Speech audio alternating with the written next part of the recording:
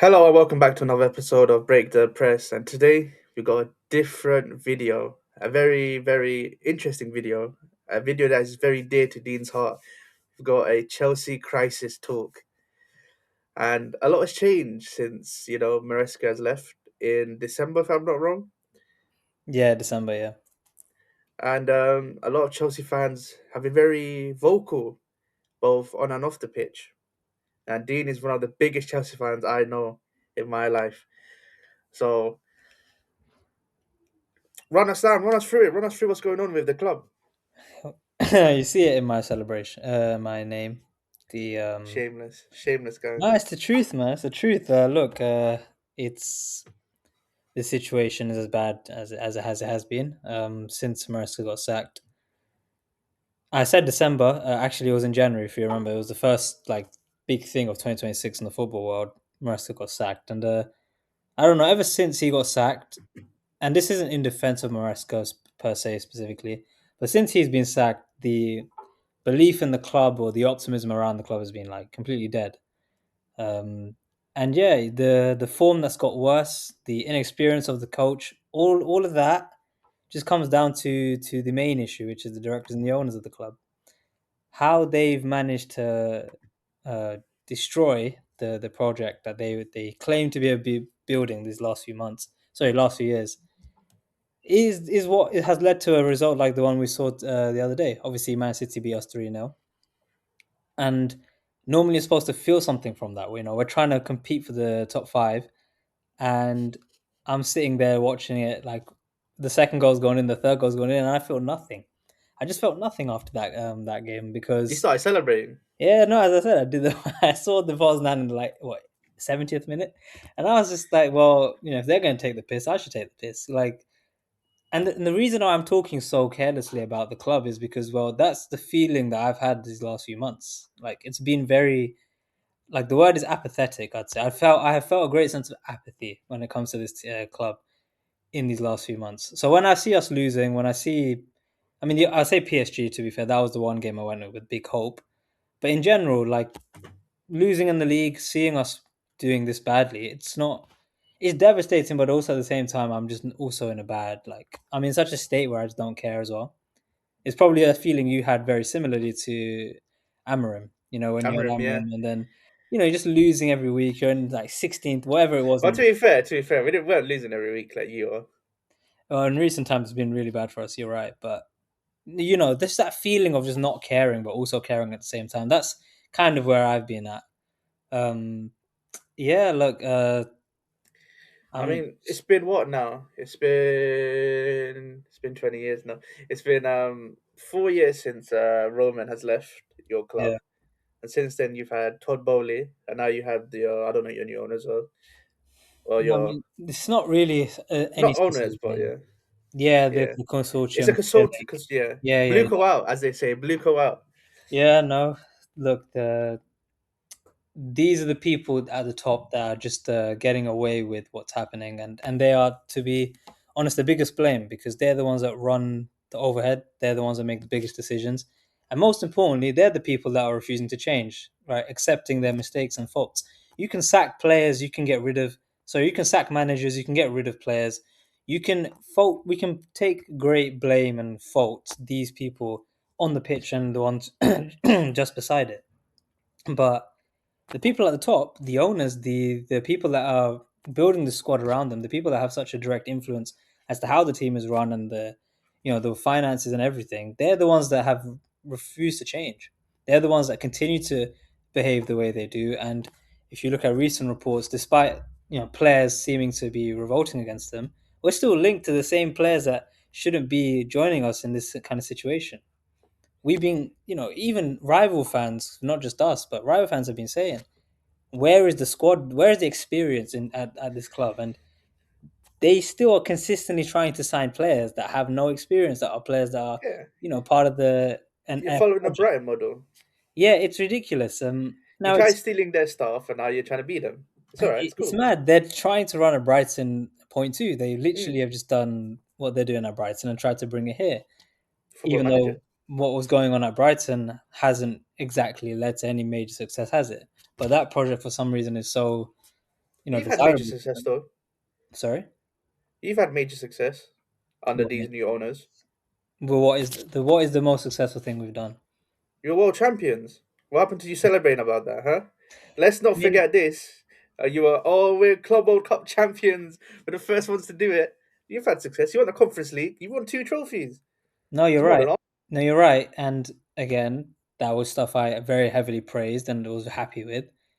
And that's where my belief in what they were doing was at its strongest because despite the many controversial things they were doing, and the statements that were made about this club, I was still seeing a line of progress. I was still seeing something being achieved. And again, this season has been the complete opposite of that. What's the word? We've gone backwards essentially. Regressed. Yeah, we've regressed. We've literally regressed in terms of that hope, that progress, that belief. Players were getting better in terms of a world class squad. We were starting to develop these players. Now we're in a situation with the current manager and current crop of players. You're not looking at anybody as being a star, a world beater. None of these players. The Palmers, the Caicedos, the um, who else is there? That Enzo Fernandez, whatever, whoever you would say, look, that player at Chelsea is quite decent, despite the position that they're in. Right now, none. There's not a single player, maybe João Pedro, but no one else is being looked at like being taken seriously at the club. Nobody, nobody's being taken seriously. Yeah, and it doesn't look like it's going to change, judging by all the rumors and links to the players that you might be signing in the summer. Um, in terms of the owners, what have they done differently compared to what Roman did? It's funny you say that because in terms of the same cutthroat mentality that they've had, the way that they so harshly treat a lot of their managers and their staff, their players maybe, they haven't had the success to back it. At least with Abramovich, we used to win league titles, we won multiple Champions Leagues. However, they were achieved is another story. But at the end of the day, Abramovich saw great success with a lot of what he did, despite being very harsh, very mercenary, whatever you want to call it, with how quickly he would get rid of personnel. Clear Lake have done a very similar thing. That culture of sacking their managers has still stayed. They're still treating the club the way that Abramovich did, in all the wrong ways, but they're not achieving any of the right things that he did. We don't have world beaters or a world class squad. We don't sign the best of the best when they are like at their best. We don't sign experience. We don't do the good that Abramovich has done, but we're still doing the bad that he's doing in terms of poor recruitment, poor planning ahead for multiple years. Like, what is the club going to look like for 3, 4 years? Our tax bracket, if you've seen it, worst. I don't even need to read the numbers, right? Embarrassingly bad numbers when it comes to our finances. You're doing all the wrong things that he did, but you're not even achieving any of the right things that he did. And this is the ownership that said, the club was being run poorly. They tried to outwardly shame and blame the way that he was running the club as if they were going to do anything better. No, you've literally not only followed his line of, hostile, like poor kind of decision making. You're doing all the wrong things that he did, but you're not even achieving the good things that he did. That's literally what we are. People say, "Oh, we're so different to the Roman Abramovich." I look at it as if we aren't that different, except we're just not achieving the good stuff from what he had. So Yeah, that's literally how I look at it. and that also links to your squad, the squad that you've had since Roman Abramovich has left. Since even your last Champions League winning team, the disparity between the two. Uh, Complete assassination. Like the whole team is yeah, different. The only players remained is Reece James. Even the squad bench, the players on the bench and stuff, all gone. Complete wipe of what we had before. And yeah, you look at the team we have now. 4 years full of ago we won the kids. Champions League. Just a bunch of kids. Yeah, literally. Maybe that's what the idea is. Like they think if they get the kids in now, in the next 5 years when they grow up, then you have a team. You're trying to think ahead of the curve. That's what it is. Yeah, but not every kid is going to make it. Not every single star player is going to eventually become a star. It's not how it works. Football's a very ruthless game, and you need players that have already achieved great things to guide those players. That's the whole point. It's about balance. They don't have that. We don't have that at Chelsea. Like, I appreciate Cole Palmer getting the captaincy recently, but that just says everything. The fact that Cole Palmer has been given captain, considering the recent circumstances regarding his position at the club and his form. And this is the guy that's being given captaincy. I don't have a specific problem with Palmer getting it, but it's just like that says us a lot about who else is at this club right now. That a player of Cole Palmer's personality is getting the captaincy. It just shows how young we are as a team and how inexperienced we really are. But yeah, that's what these owners are doing. That's what they're buying into. And I mean, on the pitch, it's not really working out, is it? I mean, I mean, I had hope in we, the first few games with Rossini. I won't lie. I was seeing a lot of the Strasbourg identity in the way he played, um, the way we would hold the ball, try bait in pressure, and try play through centrally. I felt it in the first few games. I wonder if what happened with PSG completely, like, I don't know, scared him and he's trying to play more defensive order. Because now I don't know what I'm watching. That plan of trying to play the way he did at Strasbourg, I think maybe he's realized that that is a too big a jump, or it's not going to work with the current players he has, and he's decided, okay, I'm going to try prioritize results. But even his defensive records, even at Strasbourg, weren't very good. So I'm not surprised mm, at what I'm looking at, where we're trying to prioritize results and play more cautious football, and still not, get anything from it. I'm not surprised. the craziest thing is, right, the most success you could have had is with an experienced manager in Pochettino. Yeah, under this new regime, you've only signed young managers, and Hmm. their inexperience, along with an inexperienced squad, is clearly showing that they're just not a match. Like I it's mean, just not Rossini working is out. by far the biggest example you can get of Yeah, inexperience.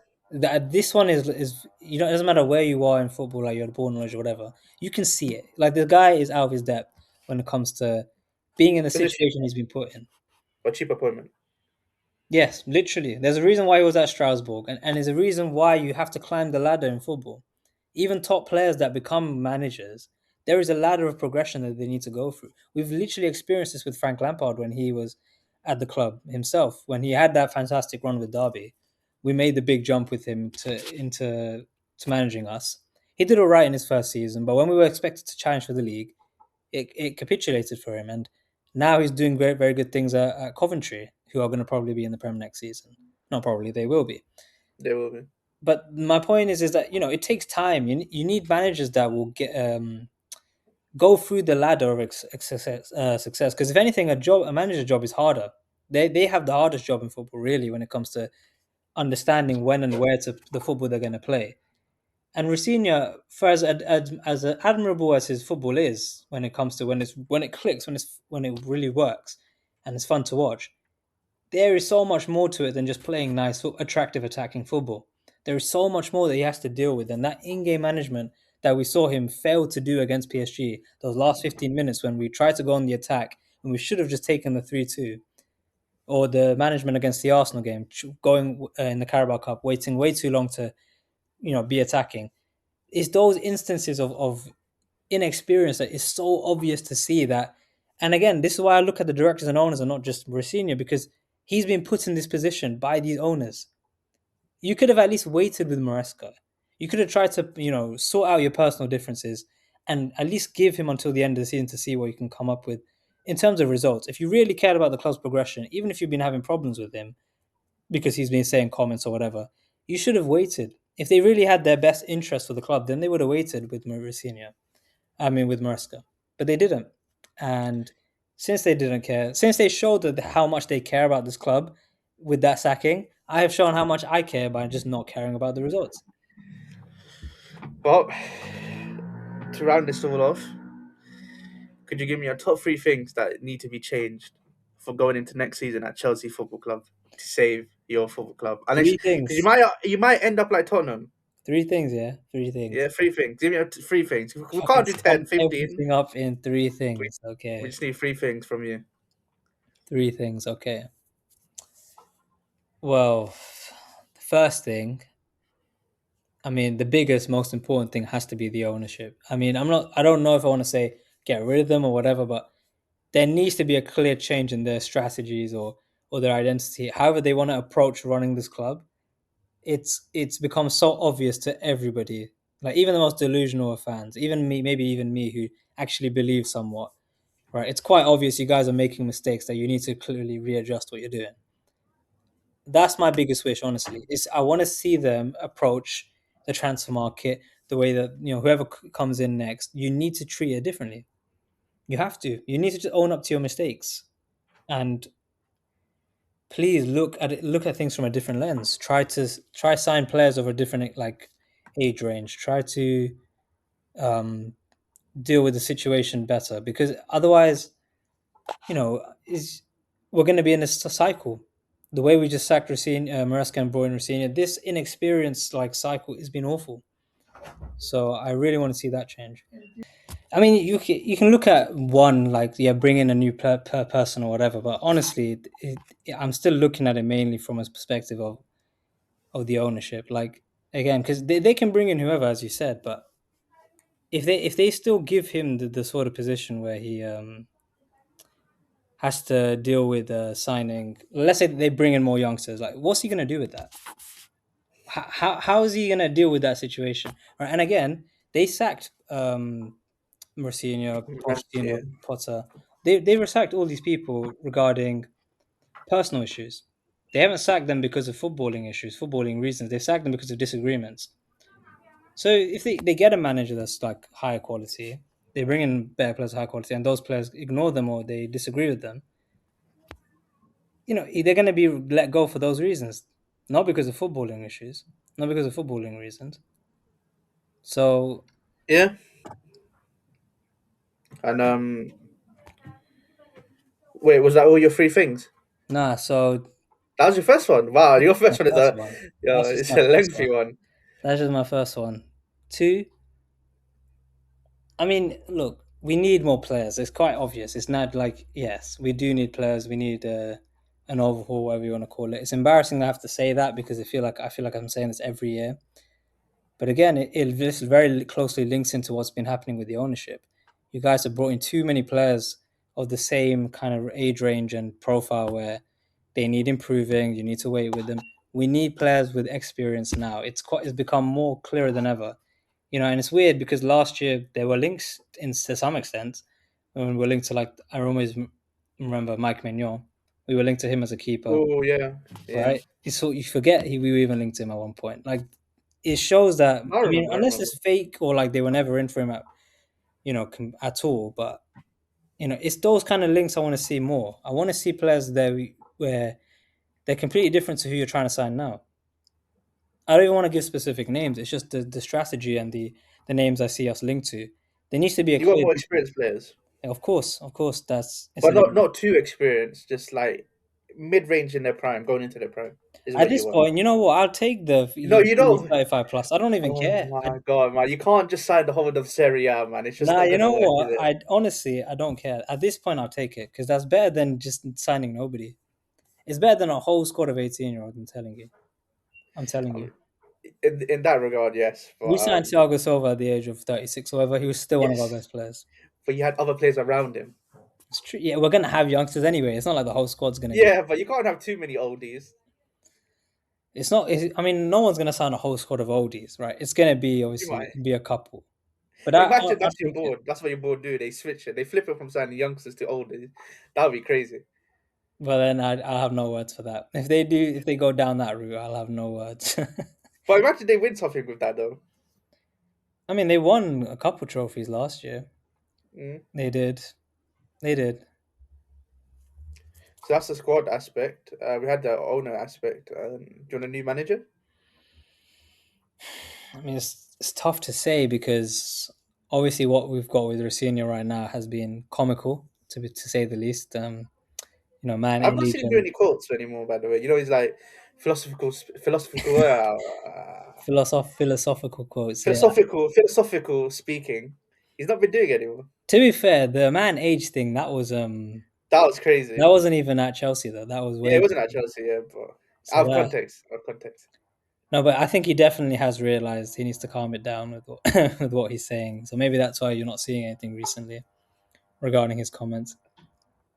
But yeah, look, he's quite clearly inexperienced. You're not going to get a more obvious case of a manager quite clearly out of his depth. And I also feel sorry for him because the situation he's been put in, the expectations. You know, if he came in at the beginning of the season or whatever, if we hadn't come off the Club World Cup win or whatever, it could be a very different season for him. Very different expectations, but we were supposed to progress with what was happening with Maresca at the end of the season, winning the Club World Cup Conference League. We were supposed to go to a new stage, and he's come in being expected to deliver that without any of the experience and past like success needed to get you to that next level. So, in terms of keeping him, it's really honestly I don't know. It's there's so many bigger issues regarding like Chelsea that I can look at the coach and say this and that, but and of course, could we get someone immediately better? Yes, we could. But is that the kind of thing the ownership are going to look into? I don't think so. I think I've already seen reports about how even if we don't make Champions League football, they're going to keep him. You know, Yikes! Yikes! Yikes! Yikes! right? Well, And yeah, that wraps up the Chelsea crisis talk with Dean. Uh, Not a similar position to last year. no, Uh, completely different, completely different. I have been humbled by what's happened. I have been yeah, humbled. definitely. And your second place prediction might be A some stinker, to be honest, a stinker. I had a couple yes. of stinkers. I can't lie. I think Sunderland getting relegated. Trying to remember. I had a couple really bad, a few bad ones. Yeah. No, no, no. I think we all predicted Sunderland not to get relegated. Nah, you guys didn't. I think I predicted some. I think I predicted Burnley were Uh, not gonna get relegated, which is silly. yeah, but listen, no one predicted Tottenham to get relegated either. So potato potato. That is true. Very Oh, true. I saw your prediction of Man United. I still remember in the back of my head Yeah, that's what another you one. It's said. gonna look ridiculous. Yeah, Yeah, it's gonna look. yeah, I mean, to be fair, that was under the impression you were never gonna sack Amram. That was my impression. I thought you yeah. guys were never gonna sack him. Remember, he only got sacked because he spoke out against the board. He was not gonna It's get true, true. sacked. But he wasn't where you predicted him to be at the time. He was in the But it top was four race. close. No, you weren't He was top in the five. top four race. We were in the top four race You were to in the win it. race, but it wasn't a bad guess. Then you got All sacked, and right, then look, it worked. You all bought right. the right players in it. Yeah, but you gotta predict that. You gotta predict that. Oh yeah, my bad. I predicted some good stuff. You know, Santos getting sacked and stuff. Oh my god, the most obvious sacking in world Huh? football. No, We it literally was not knew because it none. would You happen. you predicted Yes, the we Brentford's did. coach is gonna get sacked first. I remember. Oh. I was the only one on the table that said that thing's gonna get sacked. Nuno Santos. Yeah, no, but my one was a legitimate prediction, So right? I also didn't want to say the obvious my one. ones Like, won. it already reported that he was going to get sacked, so I didn't want to include him in my prediction. Like, because that's an easy win. Like, I would have No, won he that easy wasn't. if I said No, that. he wasn't. Yes, he was. He was touted the whole summer to get sacked. He I don't remember was. that. It weren't big He news. was. It was still a shock when he got sacked. Not really for me, because it was For bubbling in the you, but background. not most people would never have predicted that. I guess. All right, fine. I'll let you have it. You need something. You need I do. something. I do need something. I do actually. I Bloody really do. hell. But yeah, this was our video on wrapping up. Well, we're wrapping up on our Chelsea crisis talk with Dean.